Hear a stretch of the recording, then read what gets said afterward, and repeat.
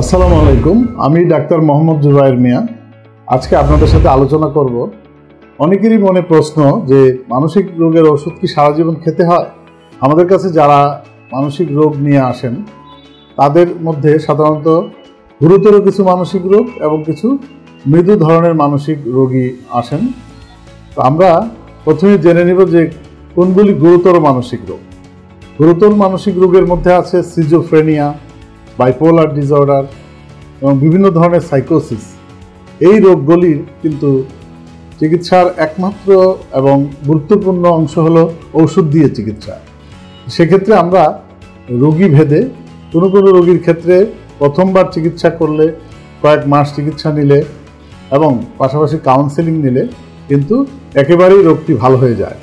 তা আবার কিছু রোগী যাদের জন্মগতভাবে এবং জেনেটিক্যালি তাদের এই সমস্যাগুলি থাকে এবং তার সাথে তার যদি পারিপার্শ্বিকভাবে তাকে সময় না দেওয়া হয়, তার যত্ন না নেওয়া হয়, তাহলে কিন্তু সেই রোগগুলি বারবার আবারও হয় এবং সেই কারণে তাকে বারবার ডাক্তারের কাছে আসতে হয়।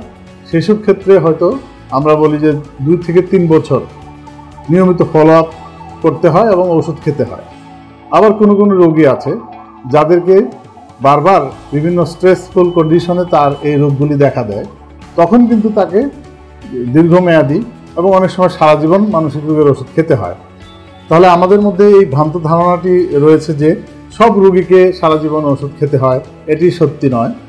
আর যেগুলি ছোট ধরনের মানসিক রোগ, যেমন ধরুন ডিপ্রেশন, অ্যাংজাইটি, ফোবিয়া এবং নানান ধরনের আবেগজনিত মানসিক রোগ, স্ট্রেসফুল কন্ডিশনে যে রোগগুলি হয়, সেই রোগগুলি কিন্তু সারা জীবন ওষুধ খেতে হয় না।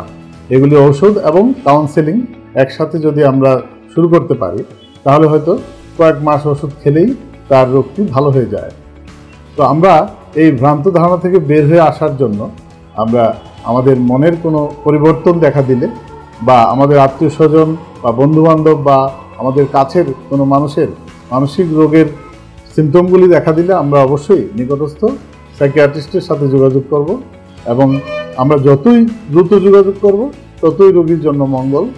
তাহলে রোগটি দীর্ঘমেয়াদী হবে না এবং তার কমপ্লিকেশন হবে না এবং আমরা এই রোগ থেকে তাড়াতাড়ি উদ্ধার পাবো। সামনে আরও কিছু তথ্য নিয়ে আবারও হাজির হব। আপনারা আমার পেজের সাথেই থাকুন।